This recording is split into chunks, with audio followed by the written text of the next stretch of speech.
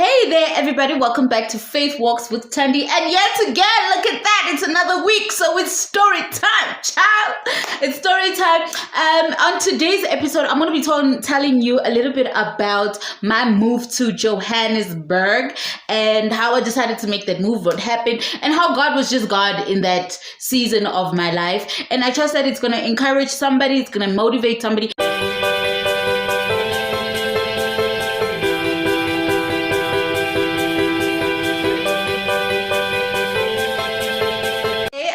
So I don't have any makeup on today. I trust that you guys will forgive my natural crust. But I want to start story time off today in the purple book. I am reading out of Matthew chapter 6 verse 26, and it simply reads, "Look at the birds of the air. They neither sow nor reap nor gather into barns, yet your heavenly Father feeds them. Are you not of more value than they?" Guys, I just want you to I want you guys to take from this story the fact that God is a provider, and He will provide all that you need to get you to the destination, to get you to your vision. In 2015, I decided that I want to move to Johannesburg to pursue my dream of being an actress. I'm giving you the platform for the next few seconds to just judge me. You good? Okay. So yeah, I'm a typical village girl that came to the city to pursue a dream of acting. It didn't quite work out that way, because when I came to Joburg, as a parent, when you're trying to chase your dreams, you need a sort of a backup plan. So I came to Joburg, I looked for a job, I got a job at a dealership in Sandton as a sales consultant, and my basic salary at the time was 6,000 Rand. And I had no experience selling anything, not along Acha. The last time I sold was stock sweets in high school, So I came to Joburg and I was selling cars, and this was a very big brand. It was a sellable brand. When I came to the city, I lived with my sister, my cousin, black people, that's your sister, with my cousin and her husband, and the environment in which they stayed was very uncomfortable for me. So I decided to find my own place. When I found my own place, it was in a place called Olifantsfontein near Tembisa side. It was a back room that I was renting, guys. I didn't have anything. When I moved out of my cousin's house, I moved first in the little car that I was driving, the company car that I was driving, because the first day that I was in the city, I was in a car accident and my bumper fell to the ground of my own car. So I had left it at storage for I don't know how many months, because I didn't have money to get it fixed.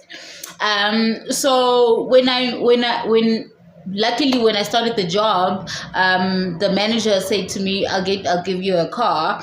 And she organized me a car, and I was driving this little car. So when I moved out of my cousin's house, I had literally a black plastic bag in the boot of the car. That's it. And I spent some time sleeping in the car. I think I slept in the car for 7 days. I'd change in the car. I'd make sure I'd get up very early, because I'd change petrol stations.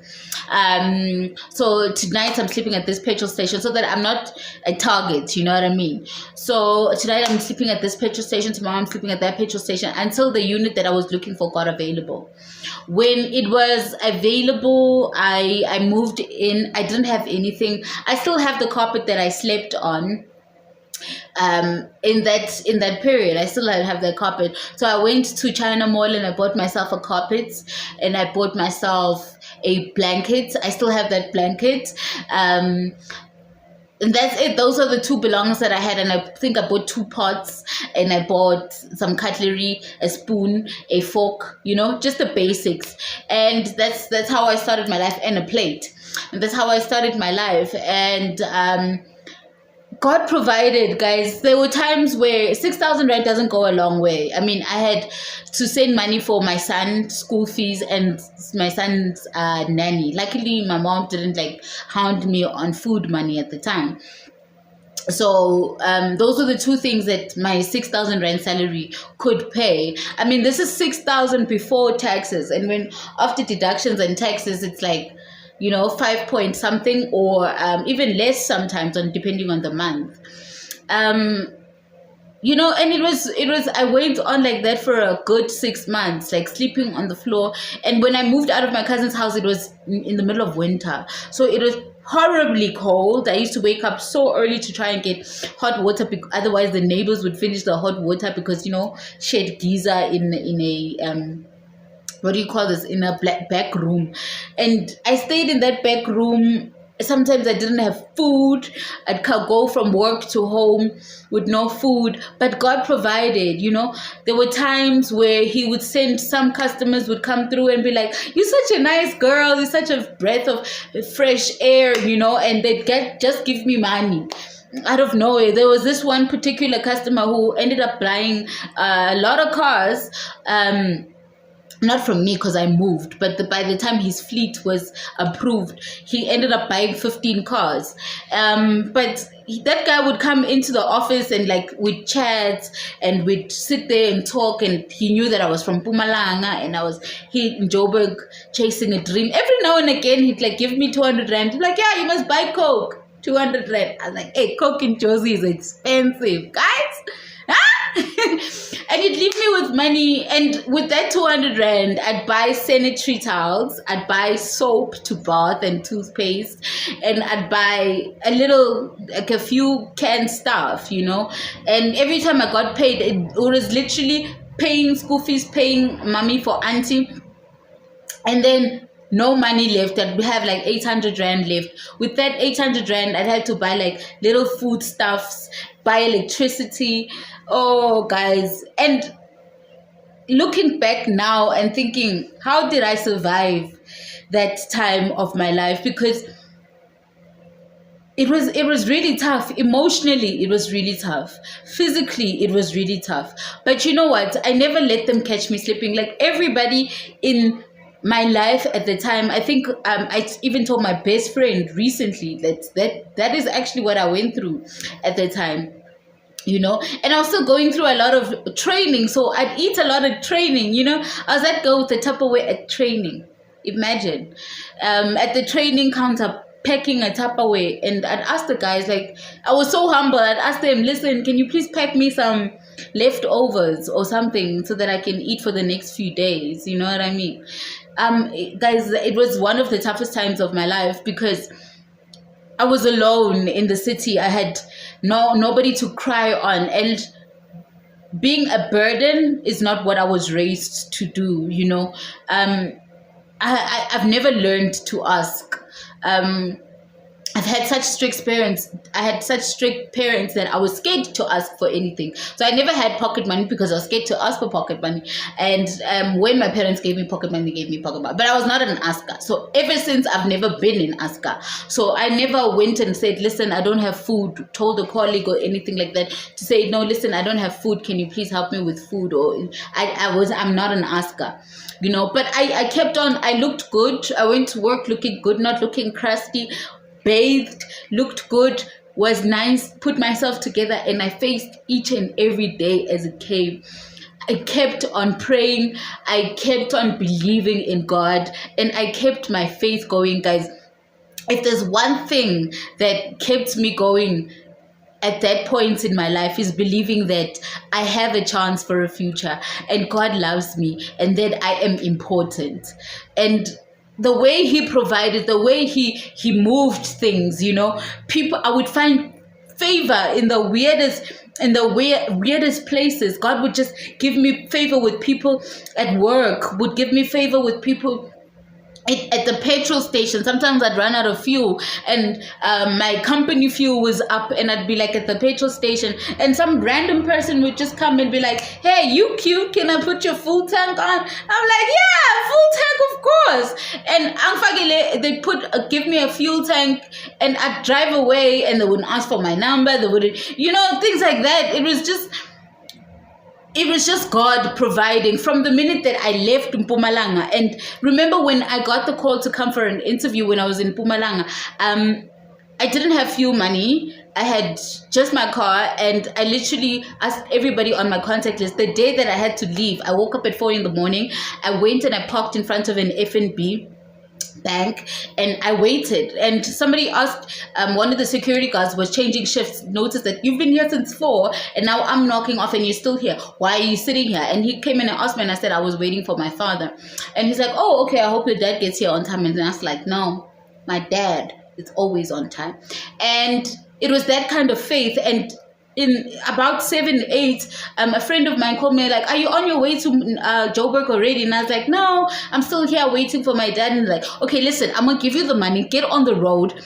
I'm gonna transfer you 2,000, get on the road, and then you'll sort me out whenever your dad gives you the money, you know, not knowing that I was waiting for God, and God was on time.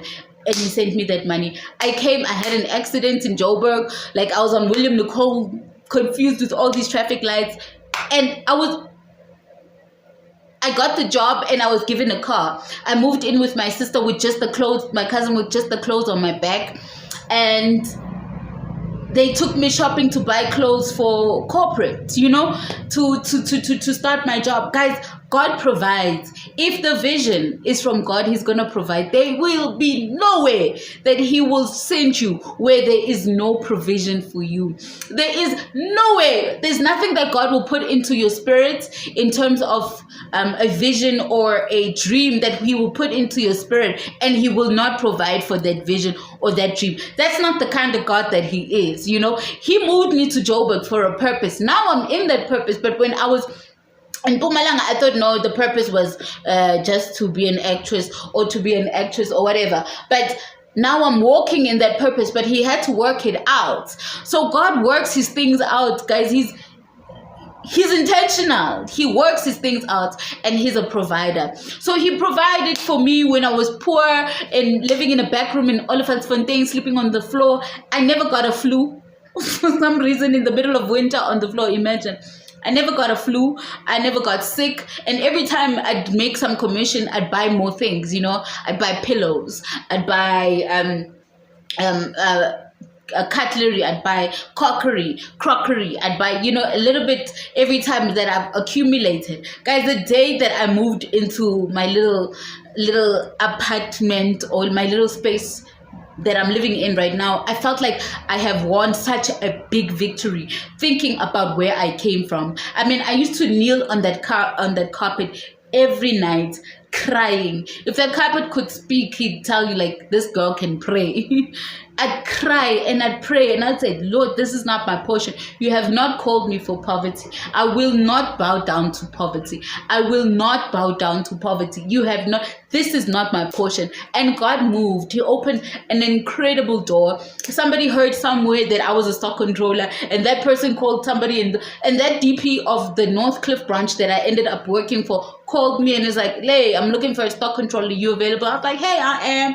And she's like, come through. And she gave me the job on the spot. I started working. Do you know? And that was a miraculous shifting, you know, because I didn't know that lady. Somebody somewhere told someone that told her. Do you understand? I don't remember how she even got of knowing of my existence. But she called me. She was in the North Cliff branch, and she's like, come through. I'm looking for a stock controller. Stock controller. They tripled my salary, guys. I was able to get on my feet. I was able to send my mother more money. I was able to feed myself. I was able to bathe myself and look good. But you know what? What I love about that thing, about that time in my life, is that God never allowed me to look like my circumstance. Like every day I went to work, I had a nice sharp pencil skirt on. I had a blouse on, child. I had a mascara or an eyeliner on with my bare skin, but it was okay. But I did not look like my circumstance. I did not look like the poverty that I was living in.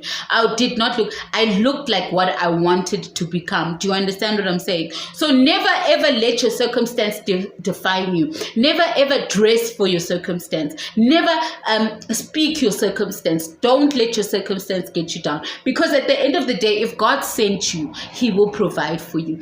If God put that vision in your heart or in your mind, he will provide for that vision. So never let them catch you sleeping, because God is a provider in all things. My God, like if I could put a before and after picture, guys, you would not believe the difference. And God is still providing for me.